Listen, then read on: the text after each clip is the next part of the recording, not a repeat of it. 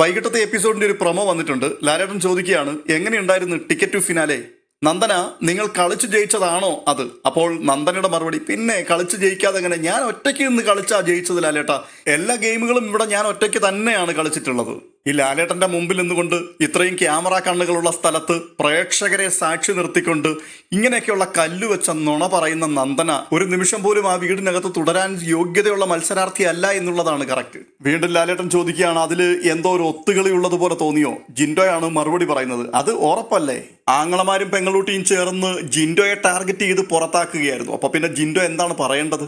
നോറ പറയുന്നു, ഇവിടെ കൺസിഡറേഷനും ഫേവറിസവും ഒക്കെ ചില ആളുകൾക്കിടയിലുണ്ട്. ഋഷിയുടെ സ്റ്റേറ്റ്മെന്റ് അവര് നന്ദനെ അറ്റാക്ക് ചെയ്യുന്നുണ്ടായിരുന്നില്ല. ശ്രീതു പറയുന്നു, വിട്ടുകൊടുക്കുന്നതായി പേഴ്സണലി എനിക്ക് തോന്നി. പക്ഷെ നന്ദന പറയുന്നത് കളിച്ചു ജയിച്ചത് തന്നെയാണെന്നാണ്. ഓരോ അഭിപ്രായങ്ങളും കേട്ടതിന് ശേഷം ലാലേട്ടൻ സിജോയോട് ചോദിക്കുക, ആണോ സിജോ, ഇതുപോലൊക്കെയാണോ കാര്യങ്ങൾ? അപ്പോൾ സിജോയുടെ മറുപടി, അവൾ ഒരു അക്കൗണ്ട് ഓപ്പൺ ചെയ്യണമെന്ന് എനിക്കും താല്പര്യമുണ്ടായിരുന്നു.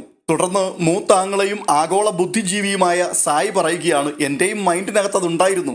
ഇത്രയും എല്ലാം കേട്ടതിന് ശേഷം വീണ്ടും നന്ദനയോട് ലാലേട്ടൻ ചോദിക്കുമ്പോഴും നന്ദന പറയുന്നത്, ഞാൻ പൂർണ്ണമായിട്ട് എഫേർട്ട് ഇട്ട് സ്വന്തമായിട്ട് തന്നെയാണ് കളിച്ചത്. അപ്പോൾ ലാലേട്ടൻ വീണ്ടും ചോദിക്കുകയാണ്, അവര് പറയുന്നു അവര് വിട്ടുവന്നതാണെന്ന്. അപ്പോൾ നന്ദനയ്ക്ക് മറുപടിയൊന്നുമില്ല, ഒരു വിളറിയ ചിരി മാത്രമേ ഉള്ളൂ. എന്തായാലും ആങ്ങളമാരുടെയും പെങ്ങളൂട്ടിയുടെയും ഒക്കെ കള്ളക്കളികൾ, ഒത്തുകളികളൊക്കെ കഴിഞ്ഞ ദിവസങ്ങൾ നമ്മൾ ലൈവിലും എപ്പിസോഡിലും ഒക്കെ കണ്ടതാണ്. എന്തായാലും അത് മറ്റുള്ളവർ കണ്ടു എന്നുള്ളത് അവരുടെ മുമ്പിൽ നിന്നുകൊണ്ട് അവരെ ഒന്ന് വെളിപ്പെടുത്തി പൊളിച്ചടുക്കിയിട്ടാണ് പെങ്ങളൂട്ടിയെ പുറത്തേക്ക് പറഞ്ഞു വിടുന്നത് ലാലേട്ടൻ. എന്തായാലും ഒന്ന് നന്നായി. കൂടുതൽ കാര്യങ്ങളുടെ ദൃശ്യങ്ങൾക്ക് വേണ്ടി നമുക്ക് വൈകിട്ടത്തെ എപ്പിസോഡ് വരെ കാത്തിരിക്കാം.